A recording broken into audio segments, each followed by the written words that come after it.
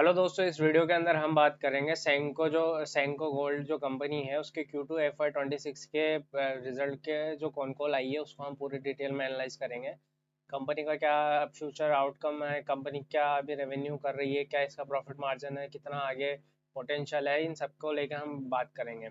इससे पहले मैंने PN गाडगिल के बारे में, कल्याण ज्वेलर्स और टाइटन के बारे में डिटेल में Q2 FY26 का एनालाइज किया है। इसका लिंक आपको डिस्क्रिप्शन में मिल जाएगा और आप चाहें तो हमारे चैनल को सब्सक्राइब करने के बाद में जब प्लेलिस्ट में जाएंगे तो वहाँ पे पूरी प्लेलिस्ट है, तो उसके अंदर भी हमने काफ़ी अच्छे से पूरी कंपनीज को एनालाइज किया है, तो आप वहाँ पे भी इस वीडियो को देख सकते हैं। तो हम स्टार्ट करते हैं सेनको गोल्ड के बारे में। तो पहले मैं थोड़ा इसका बिजनेस मॉडल के बारे में बताता हूँ। तो बेसिकली सेनको गोल्ड क्या है, ये ज्वेलरी सेगमेंट की कंपनी है जो कि बिलोंग्स करती है ईस्ट इंडिया में। इनका ज़्यादा पोर्शन है, मतलब ईस्ट इंडिया से स्टार्ट हुई कंपनी है, यानी कोलकाता बिहार, या मतलब बिहार थोड़ा मिडिल इंडिया का पार्ट है, बट कोलकाता साइड से स्टार्ट हुई है ये कंपनी, मतलब बंगाल साइड से स्टार्ट हुई है कंपनी। और अभी धीरे धीरे ये भी पैन इंडिया प्लेयर बनने की तैयारी में है।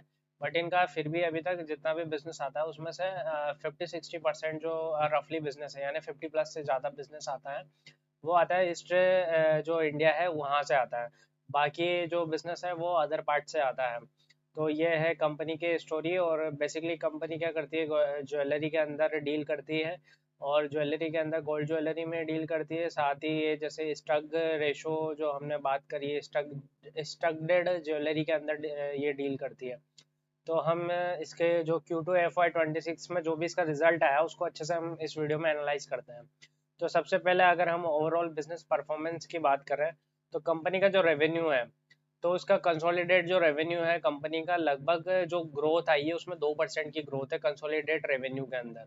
और अगर हम स्टैंड अलोन रेवेन्यू की बात करें तो यहाँ पर इस कंपनी की ग्रोथ 6.6% है। और इसका सबसे बड़ा जो कंपनी ने रीज़न बताया है कि जो गोल्ड के प्राइस है वो हाई होने की वजह से। दूसरा जो कस्टमर है, गोल्ड के प्राइस जैसे ही हाई हुए तो कस्टमर इंडिया के अंदर ज्वेलरी अगर खरीदता है, कस्टमर दो ही कंडीशन में उसको कैंसिल करता है, प्राइस बढ़ने की वजह से या फिर प्राइस बढ़ने की वजह से। मतलब उसको ज्वेलरी खरीदनी है और वो फ्यूचर में भी खरीदेगा, बट वो मतलब बेसिकली क्या करता है, पोस्टपोन करता है।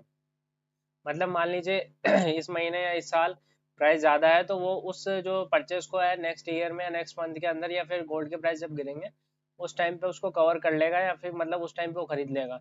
अदरवाइज इंडिया के अंदर ज्वेलरी खरीदी जाती है या फिर पोस्टपोन होती है, ये कभी भी कैंसिल नहीं होता मोस्टली केसेस में। तो बट ये कंपनी जहाँ पर और कंपनी ने काफ़ी अच्छा रिटर्न दिया है कहीं ना sorry, return in the sense कि रेवेन्यू ग्रोथ का जो रिटर्न है, कई कंपनी जैसे कि अगर हम बात करें कल्याण की या PN कार्ड के लिए, 30% से ऊपर इन्होंने रेवेन्यू की है, ग्रोथ है इनकी।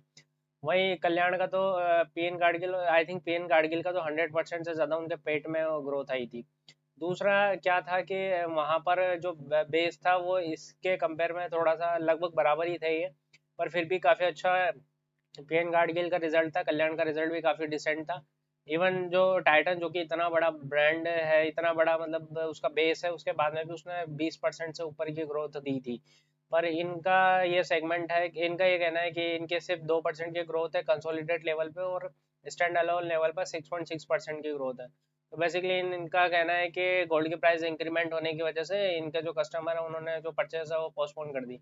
अब बेसिकली ये गलत चीज़ है, क्योंकि आपके और प्लेयर जो इनके कंपेरेबल दूसरे जो इनके पीयर कॉम्पिटिटर है वो काफ़ी अच्छे से पैसा बना रहे हैं। गोल्ड के प्राइस बढ़ने के बाद में उनके सेल्स में, उनके स्टोर एक्सपेंशन में, उसमें सब में ग्रोथ दिख रही है।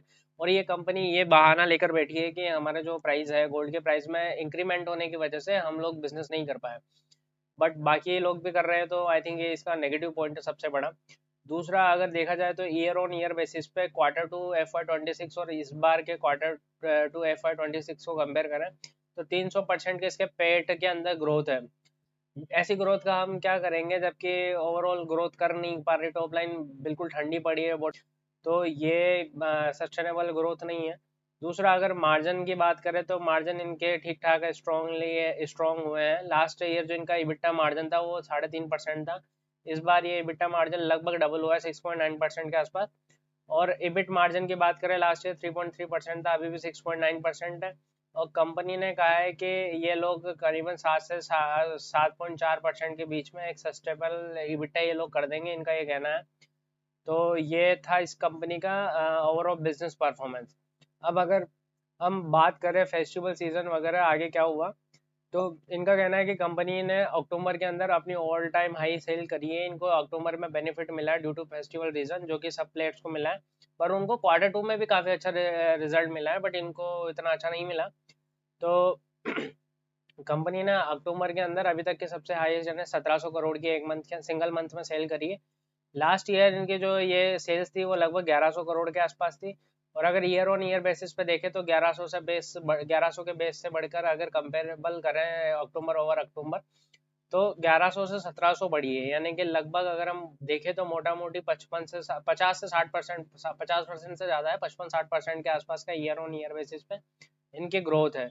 उसका रीज़न जो इनका कहना है कि जो कि Q2 के अंदर जो परचेज नहीं हुई वो पोस्टपोन हुई है नेक्स्ट मंथ के लिए, मतलब सितंबर तक, जो मतलब जो 3 महीने का, यानी कि जुलाई अगस्त सितंबर में जो परचेज नहीं हुई वो इनके अकॉर्डिंग वो पोस्टपोन हुई है, और वो अक्टूबर में उन्होंने वो परचेज करी है।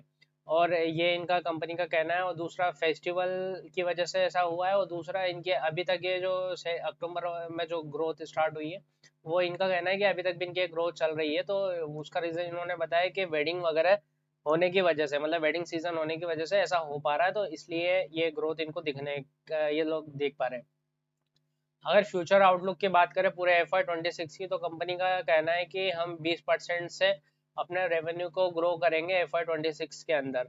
अभी तक तो इन्होंने सिर्फ 2% किया है, बट अब जो कंपनी का मैनेजमेंट बोल रहा है उसके बेसिस पे इन्होंने कहा है कि हम 20% की ग्रो करेंगे। और YTD अगर ईयर टू डेट यानी कि आज तक के मतलब अक्टूबर महीने तक की अगर बात करें, तो इन्होंने कहा है कि हम 25% से ग्रो कर रहे हैं, इनका ये कहना है। और इनका कहना है कि जो H2 है वो बेटर होगा इनके H1 से, क्योंकि ऑब्वियसली आप सभी जानते हैं कि वेडिंग सीजन वगैरह H2 के अंदर ज़्यादा होते हैं। फेस्टिवल भी इस बार जैसे कि दिसंबर है, अक्टूबर के अंदर, जो कि Q3 का पार्ट है अक्टूबर, और वो H2 का भी पार्ट है। इस वजह से जो ग्रोथ है, मतलब क्योंकि फेस्टिवल का बेनिफिट दूसरा वेडिंग का बेनिफिट तो यहाँ पर मिलने के इनको चांसेस है। और अगर डिमांड ट्रेंड की बात करें, तो जो मतलब उसमें यह है कि इनका एवरेज टिकट साइज 16% इंक्रीमेंट हुआ है। मतलब एवरेज टिकट वैल्यू पहले जो भी थी उससे अभी बढ़कर 16% इंक्रीज हुई है। तो अभी करंट इनके टिकट जो साइज है, यानी कि एवरेज टिकट साइज, वो लगभग 86,200 रुपये का है। और लोअर वॉल्यूम की बात करें तो वो लोअर वॉल्यूम के अंदर जो ग्रोथ है वो फ्लैटिश है, क्योंकि कंज्यूमर ने, मतलब कंज्यूमर लेस वेटेज की मतलब ज्वेलरी खरीदना चाहता है, बट लेस ज्वेलरी नहीं खरीदना चाहता।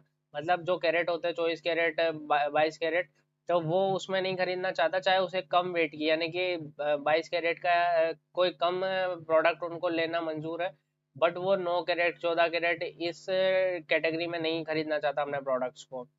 और दूसरा है कि जो इनके हायर गोल्ड एक्सचेंज हुआ है, इनका लगभग कहना है कि जितने भी इनके कस्टमर है, लगभग 70% के आसपास कस्टमर इनके रिपीट कस्टमर होते हैं, जो इनके ऑलरेडी कस्टमर होते हैं वो। और दूसरा इनका कहना है कि जो ओल्ड गोल्ड एक्सचेंज जो इन्होंने किया है, जैसे कि टाइटन भी करता है या मोस्टली सब ज्वेलर्स करते हैं, तो गोल्ड एक्सचेंज प्रोग्राम के अंदर इनका जो शेयर है, मतलब लगभग 42 से 43% इनको मिला है। मतलब जो पुराना गोल्ड के बदले में नया जिन्होंने परचेस किया है, मतलब पुराना रखकर और नया उसके बदले में लिया है, वहां पर 42 से 43% का इनका मतलब टोटल शेयर है पूरे गोल्ड जो परचेज हुआ है उसमें। नेक्स्ट अगर हम बात करते हैं स्टड ज्वेलरी परफॉर्मेंस की, तो स्टड ज्वेलरी का जो इनका शेयर है ओवरऑल 12% का है। डायमंड वॉल्यूम ग्रोथ इनके 5 से 10% की है। और ये जो पर कैरेट जितने भी रुपीस है, रुपीस पर कैरेट, वो भी स्टेबल इनका रहा है। और टारगेट है कि नेक्स्ट ईयर इनका जो ये शेयर है इनके पूरे रेवेन्यू में लगभग 13 से 13.5% के बीच में इनका होने का ये फुल चांसेस है। उतना ज़्यादा स्टड ज्वेलरी का जो सेल्स बढ़ेगा इनका, उतना ही ज़्यादा मार्जिन का इनको बेनिफिट मिलेगा। स्टड ज्वेलरी मैंने पहले की 3 कंपनियों में भी बताया कि स्टड ज्वेलरी का मतलब होता है कि गोल्ड के अलावा और भी कोई कंपोनेंट, जैसे कि डायमंड हो सकता है, या फिर यूं करें कि कलरफुल स्टोन हो सकते हैं, या और भी कोई जो प्रोडक्ट या फिर किसी भी तरह का एक अलग आइटम का अगर मिक्स होता है गोल्ड ज्वेलरी में, तो उसको बोला जाता है स्टड ज्वेलरी। दूसरा अगर स्टोर एक्सपेंशन की बात करें, तो H1 के अंदर इन्होंने 16 स्टोर को ऐड किया है, जिसमें से 6 स्टोर इन्होंने Q2 के अंदर ओन करे हैं। और इसके अलावा इनका जो फोकस एरिया है प्राइमरी, जो इनका जहाँ से बिलोंग करती है ना, ईस्ट इंडिया से आती है ये कंपनी, तो वहाँ पर रहा है। और नॉर्थ इंडिया के अंदर ये देख रहे हैं कि वहाँ पे इनका ग्रोथ होने की और ज़्यादा मतलब चांसेस हैं। और दूसरा अगर ब्रेक इवन की बात करें तो ईस्ट के जो स्टोर है मतलब जो ईस्ट मतलब ईस्ट इंडिया का जो पार्ट है यानी ईस्टर्न इंडिया का जो पार्ट है वहाँ पर ब्रेक इवन होने में 1 साल लगता है। बट जो नॉन ईस्टर्न जो एरिया के पार्ट है, जैसे हमने देखा था कि पीएन गाडगिल ने अपनी कॉन कॉल में बताया था कि जो उनके महाराष्ट्र वाले स्टोर है उनको ब्रेक इवन होने के अंदर होने के लिए लगभग 1 साल से लेकर 15 महीने यानी 12 से 15 महीने का टाइम लगता है, सॉरी 15 से 18 महीने का टाइम लगता है, या फिर इसी तरह का कुछ उन्होंने बताया था कि 1.5 साल के अंदर अंदर वो ब्रेक इवन आ जाते हैं। वहीं अगर नॉन महाराष्ट्र जो स्टोर्स है उनको ब्रेक इवन आने में 18 से 24 महीने का उन्होंने टाइम पीरियड बताया था। अगर इन्वेंट्री की बात करें तो कंपनी का कहना है कि इनकी जो इन्वेंट्री इस बार बहुत हायर साइड पे गई है 4200 करोड़ की। उसका रीजन इन्होंने बताया कि इन्होंने जो धनतेरस था उसके लिए स्टॉक को होल्ड करा, तो वो सारा का सारा, क्योंकि आपको पता है कि धनतेरस अक्टूबर में आई है, और वो सारा का सारा रिफ्लेक्शन, क्योंकि हर कंपनी को Q2 के अंदर मतलब पूरा माल रखना पड़ता है, इन्वेंट्री होल्ड करनी पड़ती है ताकि वो Q3 के अंदर अपना बिजनेस कर सके। तो वो डायरेक्ट इनकी बैलेंस शीट में रिफ्लेक्ट कर गई, एक तो वो इनकी इन्वेंट्री। दूसरा गोल्ड के प्राइस इंक्रीमेंट होने की वजह से जो इनके पास ऑलरेडी जो अपने स्टोर्स में जो ज्वेलरी थी उसके प्राइजेस में भी इंक्रीमेंट हो गए। तो ये था इन्वेंट्री वाला पोर्शन। अगर हेजिंग की स्ट्रेटेजी बताया तो इनका कहना है कि सेल्स के अकॉर्डिंग मतलब जितने भी गोल्ड से रिलेटेड ज्वेलरी सेल करते हैं या गोल्ड को निकालते हैं उसके अंदर ये लगभग 90 to 100% का ये लोग हमेशा हेजिंग करते हैं। और इन्वेंट्री को ये 60 से 75% के मतलब 65 से 70% के आसपास हेजिंग करते हैं। इन्वेंट्री के गेन की बात करें तो Q1 के अंदर 20 करोड़ का गेन था, और Q2 के अंदर 7 से 8 करोड़ का इनका जो था मतलब गेन था। और अगर नेट डेब्ट टू इक्विटी की बात करें तो 0.75 है, जो कि काफ़ी डिसेंट है, एक एक से नीचे है तो काफ़ी ये डिसेंट है। और अगर हम SSSG की बात करें, सेम स्टोर सेल्स ग्रोथ, तो इनके सेम स्टोर सेल्स ग्रोथ की अगर बात करें तो Q2 के अंदर SSSG -4% थी। H1 के अंदर जो SSSG थी वो लगभग 8% की थी। और YTD से लेके अक्टूबर तक की बात करें तो वो लगभग 17% के आसपास की थी। वहीं अगर हम बात करें वहीं पीएन गाडगिल वगैरह, तो उनके जो SSSG थी वो 30% से ऊपर थी, कल्याण की भी 30% से ऊपर की थी। और ये इतना मतलब ऐसा नहीं बोलूँगा नेगेटिव, बट इनका जो आउटकम है और जो और प्लेयर का आउटकम है उसके कंपेयर में यहाँ पर मतलब बहुत ज़्यादा मात्रा में सेनको पीछे रह गया। अगर मैं कंपेयर करूँ चारों जो प्लेयर है टाइटन को, अगर टाइटन, कल्याण, पीएन गाडगिल और सेनको, तो नंबर 1 पर जो भी अगर ग्रोथ पॉइंट ऑफ व्यू से बात करें तो पीएन गाडगिल और कल्याण दोनों नंबर 1 के आसपास रहेंगे।